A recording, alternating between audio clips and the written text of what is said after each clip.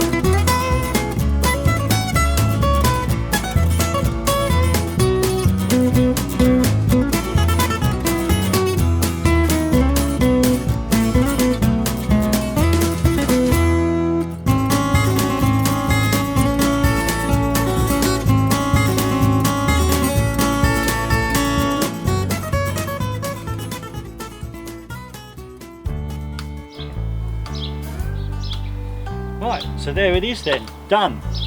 As it turns out, it wasn't as difficult as I thought it was going to be. The only slightly tricky bit was knowing which screws to use for which bit. They supply you with 4 different sizes of screw in various quantities, and you just have to know which screws do which job.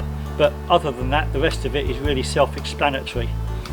Right, all that remains then is for me to move the old bird table out of the way, put the new one in its place, and get out of the garden and give the birds a chance to get used to the new bird table. Hope you've enjoyed watching this, and join me again soon on Naturally Curious UK. Let's get this new bird table in place, shall we?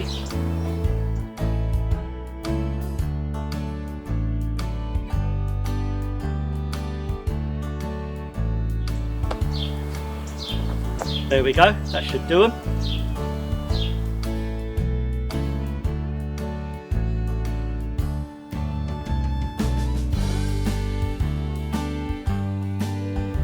I think what I might do is take the little ledges off of the old bird table that were halfway up and put them onto this one, because this one hasn't got any little ledges underneath the main platform, so I'll do that later on.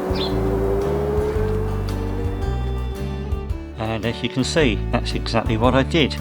It was a squirrel who was first visitor. No doubt the birds will find it soon, and hopefully you'll join me again soon here on Naturally Curious UK. Meanwhile, stay safe, stay well and stay positive.